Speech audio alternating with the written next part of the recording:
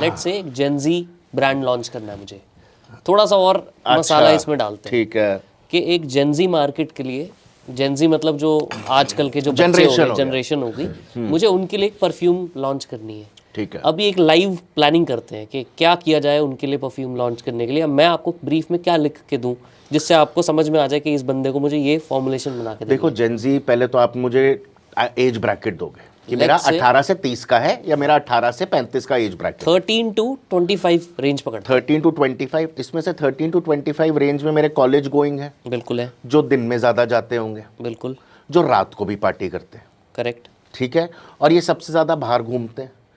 They want longevity in raw materials, कि ये थोड़ा फ्रेश भी रहे, थोड़ा इवनिंग वेयर भी रहे, थोड़ी फ्रूटी भी रहे, because this generation likes fruity, 40 plus does not like fruity, तो इनके लिए फ्रूटी भी रहे, थोड़ा इनके लिए लाइट फ्लोरल्स रहे, नॉट हार्ड फ्लोरल्स। अच्छा, 40 plus likes hard jasmine, hard tuberose, मतलब मुझे लाल गुलाब चाहिए, वो 40 प्लस को चाहिए। यंग जनरेशन को उतना वो नहीं चाहिए। ऑब्वियसली देयर विल बी थोड़े बहुत रहेंगे, एक्सेप्शंस तो हैं कि मुझे वो पसंद है, वो ठीक है, बट जनरली इनको इतने लाइट नोट्स पसंद आते हैं। ठीक है। इंडिया इज अ मार्केट जहाँ फ्रेश बहुत ज़्यादा बिकता है। फ्रेश तो मतलब आपने को अगर आपने अपनी एक लाइन लॉन्च करनी है तो फ्रेश तो डालना ही 3 प्रोडक्ट, चौथा पांचवा बाद में सोचना। फ्रेश मतलब एक्वाटिक, अच्छा, वाटरी, कूल वाटर टाइप ले लो, फ्रेश कहते हैं उसको। Got it, got it. तो इंडिया में सबसे ज़्यादा मेजर डिमांड फ्रेश की ही है। सबसे ज़्यादा फ्रेश कितने % होगी ओवरऑल ये?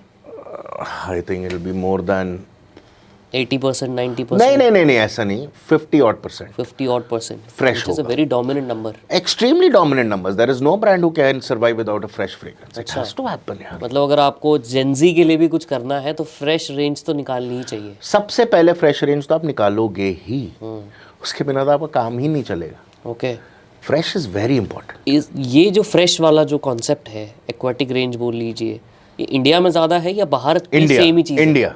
बाहर क्या चलता है ज़्यादा? बाहर is a very different statement यार। इंडिया के अंदर स्टेटमेंट इज कि जो आपने पहना है मुझे कॉम्प्लीमेंट करना है। India is a very different market.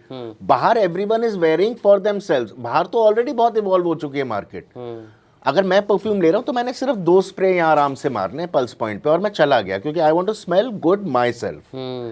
India के अंदर नितिन अगर पहनेगा और मैं उसको कॉम्प्लीमेंट नहीं दूंगा तो नितिन वेस्ट, तेरे पैसे हो गए बर्बाद। ये माइंडसेट तो बात मैं मानता हूँ। तो ये तभी तो ये सारे डोमिनेंट प्लेयर्स कर नहीं पाए इंडिया को मार्केट।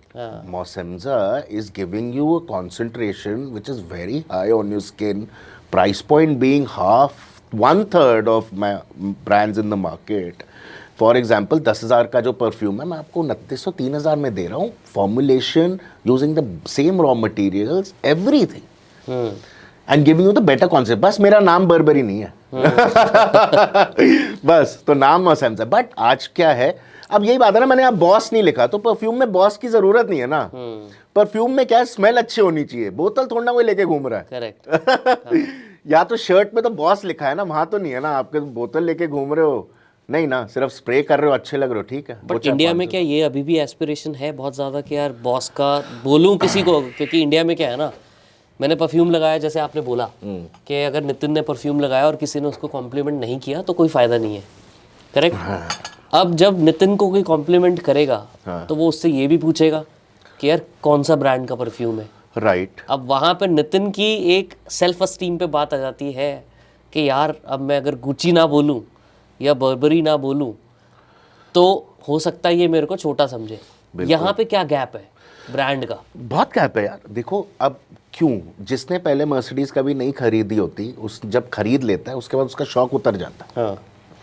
आपने एक बार गुच्ची ले लिया, आपने एक बार ले लिया, ठीक है, शौक उतर गया, लेकिन लेोगे तो आप जरूर, इसको आप डिनाई नहीं कर सकते। अच्छा, that aspiration that I want to buy an Armani, I want to have a Gucci, you will always have, जब तक आपने लिया नहीं होगा। देखो आज जो ऑनलाइन का कस्टमर है वो मॉल में जाएगा तो मुझे एक ऑफलाइन ब्रांड, वो डियोर के बीच में जो ब्रांड लगा है वो मुझे एक चाहिए, तो आप नहीं छेड़ सकते ना उसको, वो तो चाहिए ही उसको। करेक्ट। वो लेगा, लेकिन थोड़े टाइम के बाद जब वो आपके ब्रांड्स को भी टच एंड फील करेगा, उनके साथ खड़े होते हैं जब वो, क्योंकि हमारे ब्रांड्स तो उनके साथ ही खड़े रहते हैं. So if there is a Dior, there is an Armani, then there is मोसेम्जा आल्सो. सेम जगह पे. सेम जगह पे. तो आपने प्लेसमेंट ऐसी की है जहाँ पे प्रीमियम ब्रांड्स बिक रहे हैं, वहीं पे आप अपनी प्लेसमेंट कर रहे हो. Definitely, because I stand at the same level. I'm giving you the same things, better glass of the bottle, better concentration, better look and feel. I'm giving you that. And it's not my decision. It's the decision of the management who keeps it. For example store के management अगर देखता है कि भाई ये worth it है इनके बीच में compete करने के लिए, वो तभी रखते हैं. मैं तो नहीं कह सकता ना कि मुझे डियोर के बीच में या शनेल के बीच में जगह दे दो. Correct. वो नहीं देंगे ना, बोलेंगे भाई साहब हमें भी तो अपनी प्लेसमेंट देखनी है कि आपका प्रोडक्ट है कि नहीं, क्योंकि अभी मेरा product is lifestyle product, it's not an aspirational product. Dior Chanel have become a statement product. Correct. Thank you so much ये पॉडकास्ट एंड तक देखने के लिए. अब आपसे मुझे 3 फेवर्स चाहिए एंड आई रियली होप कि आप ये मेरी तीनों विश पूरी करोगे. पहला, इस चैनल को प्लीज़ सब्सक्राइब कर दो, क्योंकि जितने ज़्यादा सब्सक्राइबर्स होंगे हम उतने अच्छे और इम्पॉर्टेंट गेस्ट को आप तक लेके आ पाएंगे.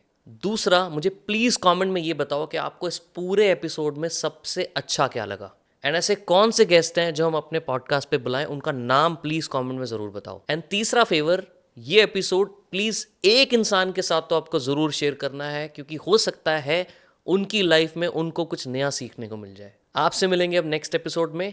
तब तक के लिए keep growing and I love you all.